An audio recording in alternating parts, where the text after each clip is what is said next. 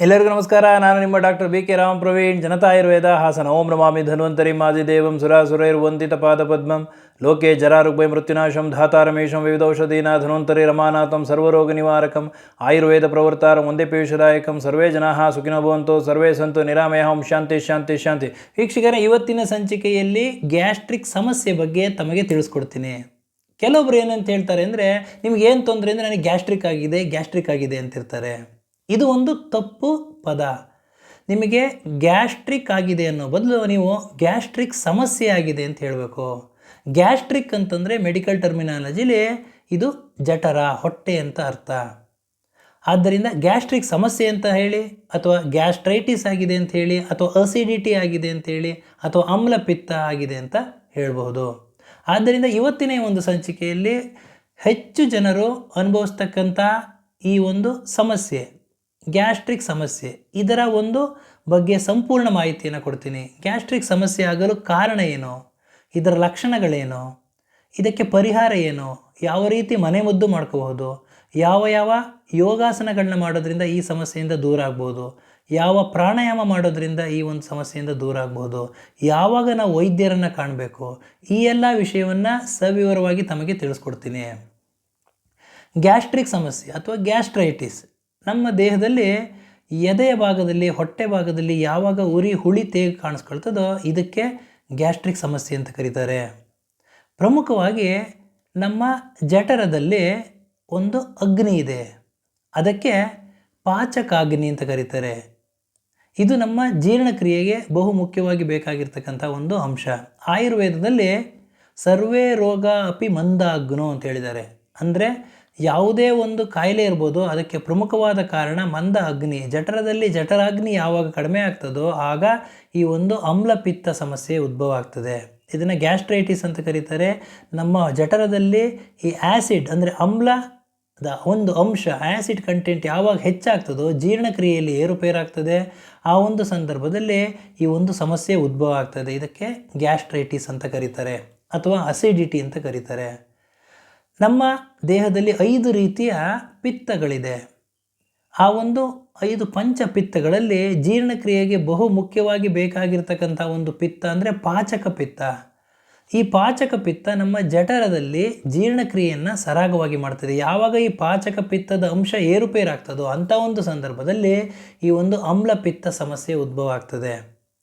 ಹಾಗಾಗಿ ಯಾವಾಗ acid secretion ಜಾಸ್ತಿ ಆಗ್ತದೋ, ಜೀರ್ಣಕ್ರಿಯೆ ಏರುಪೇರಾಗ್ತದೋ ಅಂಥ ಒಂದು ಸಂದರ್ಭದಲ್ಲಿ ಕಾಣಿಸ್ತಕ್ಕಂಥ ಒಂದು ಸಮಸ್ಯೆಗೆ ಗ್ಯಾಸ್ಟ್ರೈಟಿಸ್ ಅಥವಾ ಅಸಿಡಿಟಿ ಅಥವಾ ಈ ಒಂದು ಆಮ್ಲಪಿತ್ತ ಅಂತ ಕರೀತಾರೆ.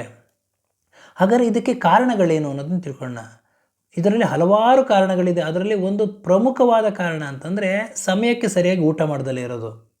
ಅಕಾಲ ಭೋಜನ ಅಂತ ಕರೀತಾರೆ ಆಯುರ್ವೇದದಲ್ಲಿ. ಯಾವಾಗ ನೀವು ಅಕಾಲ ಭೋಜನ ಮಾಡ್ತೀರಿ, ಎಷ್ಟೊತ್ತಿಗೂ ಊಟ ಮಾಡೋದು, ಎಷ್ಟೊತ್ತಿಗೂ ತಿಂಡಿ ತಿನ್ನೋದು, ಈ ಎಲ್ಲ ಒಂದು ರೀತಿ ಇತ್ತು ಅಂತಂದರೆ ಗ್ಯಾಸ್ಟ್ರಿಕ್ ಸಮಸ್ಯೆ ಅಥವಾ ಅಸಿಡಿಟಿ ಉದ್ಭವ ಆಗ್ತದೆ. ಇನ್ನು ಎರಡನೆಯದು ಮಸಾಲೆಯುಕ್ತ ಪದಾರ್ಥಗಳನ್ನ ಅತಿಯಾಗಿ ಸೇವನೆ ಮಾಡೋದ್ರಿಂದ ಗ್ಯಾಸ್ಟ್ರಿಕ್ ಸಮಸ್ಯೆ ಆಗ್ತದೆ. ಅತಿಯಾದ ಒಂದು ಖಾರ, ಹುಳಿ, ಉಪ್ಪು ಇರ್ತಕ್ಕಂಥ ಆಹಾರಗಳನ್ನ ಅತಿ ಹೆಚ್ಚು ಸೇವನೆ ಮಾಡೋದ್ರಿಂದ ಈ ಸಮಸ್ಯೆ ಆಗ್ತದೆ. ಇನ್ನು ಮೂರನೆಯದು ಕರಿದ ಪದಾರ್ಥಗಳು, ಈ ಒಂದು ಫ್ರೈಡ್ ಫುಡ್ಗಳನ್ನ ಅತಿ ಹೆಚ್ಚು ಸೇವನೆ ಮಾಡೋದ್ರಿಂದ ಈ ಒಂದು ಸಮಸ್ಯೆ ಉದ್ಭವ ಆಗ್ತದೆ. ಹಾಗೂ ನಾಲ್ಕನೇದು ಇನ್ನು ಆಯಿಲಿ ಐಟಮ್ ಇರ್ತಕ್ಕಂಥದ್ದು, ಜಿಡ್ಡಿನಂಶ ಇರ್ತಕ್ಕಂತಹದ್ದು, ಸಿಹಿ ಪದಾರ್ಥಗಳನ್ನ ಅತಿ ಹೆಚ್ಚು ಸೇವನೆ ಮಾಡೋದ್ರಿಂದ, ಜಂಕ್ ಫುಡ್ಸು, ಫಾಸ್ಟ್ ಫುಡ್ಗಳನ್ನ ಹೆಚ್ಚೆಚ್ಚು ಸೇವನೆ ಮಾಡೋದ್ರಿಂದ ಈ ಒಂದು ಗ್ಯಾಸ್ಟ್ರಿಕ್ ಸಮಸ್ಯೆ ಉದ್ಭವ ಆಗ್ತದೆ.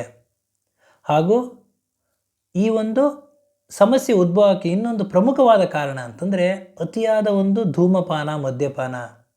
ಹೆಚ್ಚಾಗಿ ಬೀಡಿ ಸಿಗರೇಟ್ ಸೇರ್ತಾ ಇದ್ದರೆ, ಮದ್ಯಪಾನ ಮಾಡ್ತಾ ಇದ್ದರೆ ಈ ಒಂದು ಸಮಸ್ಯೆ ಹೆಚ್ಚಾಗಿ ಕಾಡ್ತದೆ. ಇನ್ನು ಕೆಲವೊಬ್ರು ಏನು ಮಾಡ್ತಾರೆ ಅಂತಂದರೆ ಊಟ ತಿಂಡಿನೇ ಸ್ಕಿಪ್ ಮಾಡಿಬಿಡ್ತಾರೆ. ಆ ಸಮಯದಲ್ಲಿ ಕಾಫಿ ಕುಡಿಯೋದು, ಟೀ ಕುಡಿಯೋದು ಒಂದು ಅಭ್ಯಾಸ ಇಟ್ಕೊಂಡಿರ್ತಾರೆ. ಏನೋ ಕೆಲಸದ ಒತ್ತಡನೋ ಯಾವುದೋ ಒಂದು ಒತ್ತಡದಲ್ಲಿ ಅವರು ಊಟದ ಸಮಯನ ಹಾಗೂ ತಿಂಡಿ ತಿಂತಕ್ಕಂಥ ಸಮಯನ ಮುಂದೂಡಿ ಆ ಸಮಯದಲ್ಲಿ ಕಾಫಿ ಕುಡಿಯೋ ಅಭ್ಯಾಸ ಇಟ್ಕೊಂಡಿರ್ತಾರೆ, ಇಲ್ಲ ಟೀ ಕುಡಿಯೋ ಅಭ್ಯಾಸ ಇಟ್ಕೊಂಡಿರ್ತಾರೆ. ಹೀಗೆ ಅತಿ ಹೆಚ್ಚು ಬಾರಿ ಕಾಫಿ ಟೀನ ನೀವು ಕುಡಿತಾ ಇದ್ದರೆ ಗ್ಯಾಸ್ಟ್ರೈಟಿಸ್ ಸಮಸ್ಯೆ ಉದ್ಭವ ಆಗ್ತದೆ. ಹಾಗೂ ಟೆನ್ಷನ್, ಒತ್ತಡ, ಅತಿಯಾದ ಒತ್ತಡ, ಸ್ಟ್ರೆಸ್ ತಗೋತಾ ಇದ್ದರೆ ಈ ಆಮ್ಲಪಿತ್ತ ಸಮಸ್ಯೆ ಉದ್ಭವ ಆಗ್ತದೆ. ಸರಿಯಾದ ಸಮಯಕ್ಕೆ ನಿದ್ದೆ ಮಾಡ್ದಲೇ ನಿದ್ದೆಯಲ್ಲಿ ಏರುಪೇರಾಗಿತ್ತು ಅಂತಂದರೆ ಈ ಸಮಸ್ಯೆ ಉದ್ಭವ ಆಗ್ತದೆ. ಹಾಗಾದರೆ ಈ ಒಂದು ಗ್ಯಾಸ್ಟ್ರೈಟಿಸ್ ಸಮಸ್ಯೆ ಅಥವಾ ಆಮ್ಲಪಿತ್ತದ ಲಕ್ಷಣಗಳೇನು ಅನ್ನೋದು ತಿಳ್ಕೊಳ್ಳೋಣ. ಅತಿಯಾಗಿ ಒಂದು ಎದೆಯಲ್ಲಿ ಉರಿ ಬರ್ತಕ್ಕಂತಹದ್ದು, ಹುಳಿ ತೇಗ್ ಬರ್ತಕ್ಕಂತಹದ್ದು, ಹೊಟ್ಟೆಯಲ್ಲಿ ಉರಿ ಬರ್ತಕ್ಕಂಥದ್ದು, ಹೊಟ್ಟೆ ಉಬ್ಬರ ಆಗ್ತಕ್ಕಂತಹದ್ದು, ಜೀರ್ಣಕ್ರಿಯೆಯಲ್ಲಿ ಏರುಪೇರಾಗ್ತದೆ. ಕೆಲವೊಬ್ಬರಿಗೆ ಬೆನ್ನು ನೋವು ಬರೋದು, ತಲೆನೋವು ಬರ್ತಕ್ಕಂಥದ್ದು, ಈ ಎಲ್ಲ ಸಮಸ್ಯೆಗಳು ಹೆಚ್ಚಾಗಿ ಕಾಡ್ತದೆ. ಹೊಟ್ಟೆ ಉಬ್ಬರ ಇರ್ತಕ್ಕಂಥದ್ದು, ಈ ಎಲ್ಲ ಲಕ್ಷಣಗಳು ಕಾಣೋದ್ರಿಂದ ಇದಕ್ಕೆ ಒಂದು ಆಮ್ಲಪಿತ್ತ ಅಂತ ಕರೀತಾರೆ. ಹಾಗಾದರೆ ಇದಕ್ಕೆ ಪರಿಹಾರ ಯಾವ ರೀತಿ ಮಾಡ್ಕೋಬೋದು ಅಂತ ತಿಳ್ಕೊಳ್ಳೋಣ. ಪರಿಹಾರ ಅಂತಂದರೆ ಮೊಟ್ಟ ಮೊದಲನೇ ಪರಿಹಾರ ಏನು ಅಂತಂದರೆ, ನೀವು ಸಮಯಕ್ಕೆ ಸರಿಯಾದ ಆಹಾರ ಸೇವನೆ ಮಾಡಬೇಕು. ಪ್ರತಿದಿನ ಯಾವ ಸಮಯಕ್ಕೆ ನೀವು ಸೇವನೆ ಮಾಡ್ತಿರೋ ಆಹಾರನ ಅದೇ ಸಮಯಕ್ಕೆ ನೀವು ಸೇವನೆ ಮಾಡೋದ್ರಿಂದ ನಿಮ್ಮ ಗ್ಯಾಸ್ಟ್ರೈಟಿಸ್ ಸಮಸ್ಯೆ ನಿವಾರಣೆ ಆಗ್ತದೆ. ಸಮಯಕ್ಕೆ ಸರಿಯಾದ ಆಹಾರ ಸಮಯಕ್ಕೆ ಸರಿಯಾದ ಆಹಾರ ಸೇವನೆ ಮಾಡಬೇಕು. ಹಾಗೂ ಹೆಚ್ಚು ನೀವು ನೀರು ಕುಡಿಯೋದ್ರಿಂದ ಈ ಒಂದು ಸಮಸ್ಯೆ ನಿವಾರಣೆ ಆಗ್ತದೆ. ಹಾಗೂ ಮಸಾಲೆ ಯುಕ್ತ ಪದಾರ್ಥಗಳನ್ನ ಕಡಿಮೆ ಉಪಯೋಗಿಸೋದ್ರಿಂದ ಈ ಸಮಸ್ಯೆ ನಿವಾರಣೆ ಆಗ್ತದೆ. ಹಾಗೂ ನಾರಿನಂಶ ಇರತಕ್ಕಂತಹ ಪದಾರ್ಥಗಳು, ಫೈಬರ್ ಕಂಟೆಂಟ್ ಇರತಕ್ಕಂಥ ಆಹಾರ ಪದಾರ್ಥಗಳನ್ನ, ಹಣ್ಣು ತರಕಾರಿಗಳನ್ನ ಸೇವನೆ ಮಾಡೋದ್ರಿಂದ ಈ ಸಮಸ್ಯೆ ನಿವಾರಣೆ ಆಗ್ತದೆ. ಹಾಗೂ ಧೂಮಪಾನ, ಮದ್ಯಪಾನ ನೀವು ಬಿಡೋದ್ರಿಂದ, ತ್ಯಜಿಸೋದ್ರಿಂದ ಈ ಸಮಸ್ಯೆ ನಿವಾರಣೆ ಆಗ್ತದೆ. ಅತಿಯಾಗಿ ಕಾಫಿ ಟೀ ಕುಡಿತಾ ಇದ್ದರೆ ಅದನ್ನು ನೀವು ತ್ಯಜಿಸೋದ್ರಿಂದ ಈ ಒಂದು ಸಮಸ್ಯೆ ನಿವಾರಣೆ ಆಗ್ತದೆ. ಒತ್ತಡ ರಹಿತ ಜೀವನ ಮಾಡೋದ್ರಿಂದ ಈ ಒಂದು ಸಮಸ್ಯೆ ನಿವಾರಣೆ ಆಗ್ತದೆ. ಹಾಗಾಗಿ ನೀವು ಆದಷ್ಟು ಹಣ್ಣು ತರಕಾರಿಗಳನ್ನ, ಸೊಪ್ಪು ತರಕಾರಿಗಳನ್ನ, ನಾರಿನಂಶ ಇರ್ತಕ್ಕಂಥ ಆಹಾರ ಪದಾರ್ಥಗಳನ್ನ ಹೆಚ್ಚೆಚ್ಚು ಸೇವನೆ ಮಾಡೋದ್ರಿಂದ ಹಾಗೂ ಸಮಯಕ್ಕೆ ಸರಿಯಾಗಿ ಸೇವನೆ ಮಾಡೋದ್ರಿಂದ ಈ ಸಮಸ್ಯೆಯಿಂದ ನೀವು ದೂರ ಆಗಬಹುದು. ನೀರಿನಂಶ ಇರ್ತಕ್ಕಂಥ ಆಹಾರ ಪದಾರ್ಥಗಳನ್ನ ಹೆಚ್ಚು ಸೇವನೆ ಮಾಡಬೇಕು. ಇನ್ನು ಯೋಗಾಸನದ ವಿಷಯಕ್ಕೆ ಬಂತು ಅಂತಂದರೆ, ಯಾವ ಆಸನಗಳನ್ನ ಮಾಡೋದ್ರಿಂದ ಈ ಸಮಸ್ಯೆ ನಿವಾರಣೆ ಆಗ್ತದೆ ಅಂತಂದರೆ, ಪ್ರಮುಖವಾಗಿ ವಜ್ರಾಸನ. ನೀವು ಯಾವಾಗಲೇ ಕೂತ್ಕೋಬೇಕಾದ್ರೂ ವಜ್ರಾಸನದಲ್ಲಿ ಕೂತ್ಕೊಂಡ್ರೆ ಈ ಒಂದು ಸಮಸ್ಯೆ, ಗ್ಯಾಸ್ಟ್ರಿಕ್ ಸಮಸ್ಯೆ ನಿವಾರಣೆ ಆಗ್ತದೆ. ಹಾಗೂ ಪವನ ಮುಕ್ತಾಸನ. ಪವನ ಮುಕ್ತಾಸನ ಅಂದರೆ, ಪವನ ಅಂತಂದರೆ ಗಾಳಿ. ಯಾವಾಗ ನಮ್ಮ ದೇಹದಲ್ಲಿ ಹೊಟ್ಟೆಯಲ್ಲಿ ಅಧೋವಾಯು, ಕೆಟ್ಟ ವಾಯು ಇರುತ್ತೋ ಅದು ಪವನ ಮುಕ್ತಾಸನ. ಅಂದರೆ ಈ ಒಂದು ಆಸನ ಮಾಡೋದ್ರಿಂದ ದೇಹದಿಂದ ಹೊರಗಡೆ ಹೋಗ್ತದೆ. ಗ್ಯಾಸ್ ಸಮಸ್ಯೆ, ಅಸಿಡಿಟಿ ಸಮಸ್ಯೆ ಹಾಗೂ ಹೊಟ್ಟೆ ಉಬ್ಬರದ ಸಮಸ್ಯೆ ನಿವಾರಣೆ ಆಗ್ತದೆ. ಇನ್ನು ಪ್ರಾಣಾಯಾಮ. ಯಾವ ಪ್ರಾಣಾಯಾಮ ಮಾಡೋದ್ರಿಂದ ಈ ಸಮಸ್ಯೆ ನಿವಾರಣೆ ಆಗ್ತದೆ ಅಂದರೆ, ಅನುಲೋಮನ ವಿಲೋಮನ ಪ್ರಾಣಾಯಾಮ ಮಾಡೋದ್ರಿಂದ ಈ ಒಂದು ಸಮಸ್ಯೆ ನಿವಾರಣೆ ಆಗ್ತದೆ. ಹಾಗಾದರೆ ಯಾವಾಗ ನಾವು ವೈದ್ಯರನ್ನು ಕಾಣಬೇಕು, ಯಾವ ಒಂದು ಚಿಕಿತ್ಸೆಯನ್ನು ಪಡಿಬೇಕು, ಯಾವ ಮನೆಮದ್ದು ಮಾಡ್ಕೋಬೇಕು ಅನ್ನೋದನ್ನು ನೋಡೋಣ. ಮನೆಮದ್ದು ವಿಷಯಕ್ಕೆ ಅಂತಂದರೆ, ಹೆಚ್ಚು ನೀರು ಕುಡಿಬೇಕು. ಅದರ ಜೊತೆಗೆ ಜೀರಿಗೆ ನೀರು, ಒಂದು ಪಾತ್ರೆಯಲ್ಲಿ ನೀರನ್ನು ಕಾಯಿಸಿ ಅದಕ್ಕೆ ಒಂದು ಚಮಚ ಜೀರಿಗೆ ಹಾಕಿ ಚೆನ್ನಾಗಿ ಕುದಿಸಿ ಆರಿಸಿ ಕುಡಿಯೋದ್ರಿಂದ ಜೀರ್ಣಕ್ರಿಯೆ ಸರಾಗವಾಗಿ ಆಗ್ತದೆ. ಈ ಒಂದು ಜೀರ್ಣಕ್ರಿಯೆಗೆ ಸಂಬಂಧಪಟ್ಟ ಕಾಯಿಲೆಗಳು ನಿವಾರಣೆ ಆಗ್ತದೆ, ಅಸಿಡಿಟಿ ನಿವಾರಣೆ ಆಗ್ತದೆ.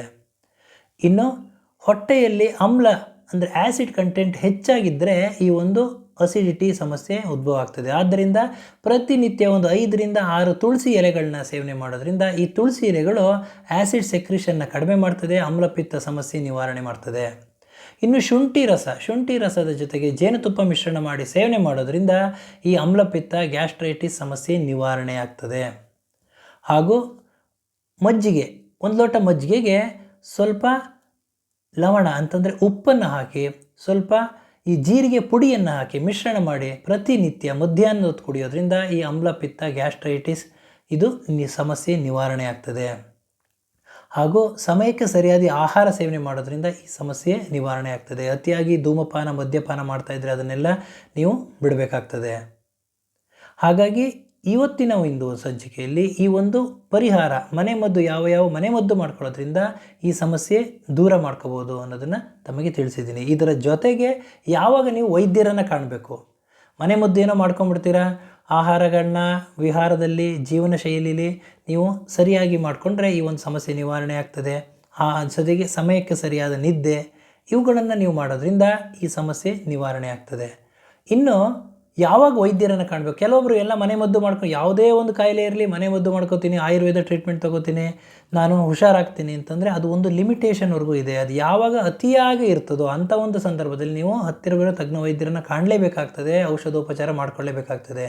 ಅಂದರೆ ಯಾವಾಗ ನೀವು ಕಾಣಬೇಕು ಅಂತಂದರೆ, ಪ್ರತಿನಿತ್ಯ ನಿಮಗೆ ಗ್ಯಾಸ್ಟ್ರೈಟಿಸ್, ಎದೆ ಉರಿ, ಹೊಟ್ಟೆ ಉರಿ ಇತ್ತು ಅಂತಂದರೆ, ಹುಳಿ ತೇಗ್ ಬರ್ತಾ ಇತ್ತು ಅಂದರೆ, ಹೊಟ್ಟೆ ಉಬ್ಬರ, ಗ್ಯಾಸ್ ಇತ್ತು ಅಂತಂದರೆ ಅಂಥ ಒಂದು ಸಂದರ್ಭದಲ್ಲಿ ನೀವು ವೈದ್ಯರನ್ನು ಕಾಣಬೇಕಾಗ್ತದೆ. ಹೊಟ್ಟೆ ಉಬ್ಬರ, ಅತಿಯಾಗಿ ಒಂದು ಗ್ಯಾಸ್ ಪಾಸ್ ಆಗ್ತಾ ಇರಲಿಲ್ಲ, ಅಂಥ ಒಂದು ಸಂದರ್ಭದಲ್ಲಿ ನೀವೇನು ಮಾಡಬೇಕು ಅಂತಂದರೆ, ನೀವು ಆದಷ್ಟು ಪ್ರತಿನಿತ್ಯ ಊಟ ಆದ ನಂತರ 1 ಚಮಚ ಸೋಂಪು ಕಾಳನ್ನು ತಿನ್ನೋ ಅಭ್ಯಾಸ ಇಟ್ಕೊಳ್ಳಿ. ಸೋಂಪು ಕಾಳು ತಿನ್ನೋದ್ರಿಂದ ಹೊಟ್ಟೆಯಲ್ಲಿ ಇರ್ತಕ್ಕಂಥ ಹೊಟ್ಟೆ ಉಬ್ಬರ, ಅತಿಯಾದ ಒಂದು ಗ್ಯಾಸ್, ಈ ವಾಯು ದೇಹದಿಂದ ಹೊರಗಡೆ ಹೋಗ್ತದೆ, ಈ ಸಮಸ್ಯೆ ನಿವಾರಣೆ ಆಗ್ತದೆ.